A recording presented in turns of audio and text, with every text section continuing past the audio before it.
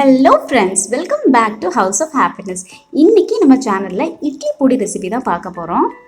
இந்த ஸ்டைலில் இட்லி பொடி பண்ணி பாருங்கள், ரொம்ப டேஸ்டியாகவும் ஃப்ளேவர்ஃபுல்லாக இருக்கும். இப்போ வாங்க ஸ்டார்ட் பண்ணலாம். ஒரு பேன் எடுத்துக்கோங்க. பேன் நல்லா சூடாகட்டும். இதில் ஒரு கப் அளவுக்கு கடலைப்பருப்பு சேர்த்துக்கோங்க. கடலைப்பருப்பு நல்லா லைட் ப்ரௌன் ஆகிற வரைக்கும் ஃப்ரை பண்ணணும். நல்லா கை விடாமல் ஃப்ரை பண்ணிகிட்டே இருங்க. இப்போது லைட் ப்ரௌன் ஆயாச்சு. ஸ்டவ் ஆஃப் பண்ணி இதை ஆறதுக்காக இன்னொரு பிளேட்டில் மாற்றி வச்சிடலாம்.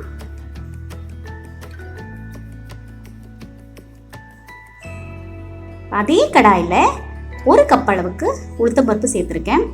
இட்லி பொடியில் நீங்கள் எப்போவுமே கருப்பு உளுந்து யூஸ் பண்ணி பாருங்கள், நல்லா ஃப்ளேவர்ஃபுல்லாக இருக்கும். உளுந்து லைட் ப்ரௌனாக மாறினோடனே இதையும் நம்ம ஆறதுக்காக மாற்றி வச்சிடலாம்.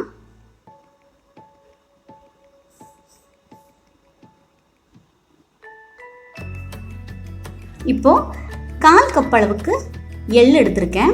உங்ககிட்ட வெள்ளை எள் இல்லைன்னா நீங்கள் கருப்பு எள்ளு கூட நீங்கள் யூஸ் பண்ணிக்கலாம். இதுவும் கலர் சேஞ்ச் ஆனோடனே ஆஃப் பண்ணிவிடுங்க. ஆறதுக்காக மாற்றி வச்சிடலாம்.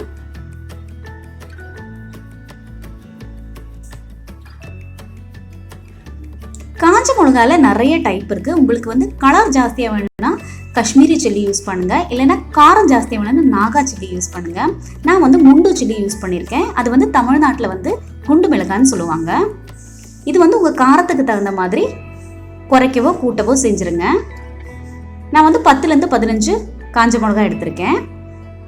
இப்போது ஒரு கைப்பிடி கருவேப்பிலை சேர்த்துக்கோங்க. கருவேப்பிலை நல்லா முருகல் ஆகிற வரைக்கும் ஃப்ரை பண்ணிகிட்டே இருங்க.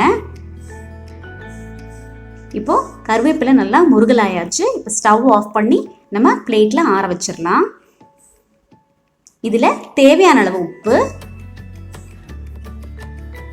அப்புறம் ஒரு பிஞ்ச் காயப்பொடி சேர்த்துருக்கேன். இது நல்லா ஆறட்டும்.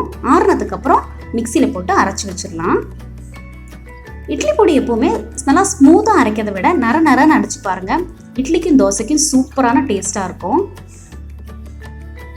இப்போது இட்லி பொடி ரெடி ஆயாச்சு. இந்த ரெசிபி உங்களுக்கு பிடிச்சிருந்ததுன்னா ஹவுஸ் ஆஃப் ஹாப்பினஸ்க்கு சப்ஸ்கிரைப் பண்ணுங்கள். பக்கத்தில் இருக்கிற பெல் பட்டனை ப்ரெஸ் பண்ணுங்கள். அப்போ தான் நான் ஒரு தடவை வீடியோ போடும்போது உங்களுக்கு அதோட நோட்டிஃபிகேஷன் கிடைக்கும். இன்னொரு இன்ட்ரெஸ்டிங்கான ரெசிபியோட நான் உங்களை மீட் பண்ணுறேன். Till then, take care and bye bye from Priya.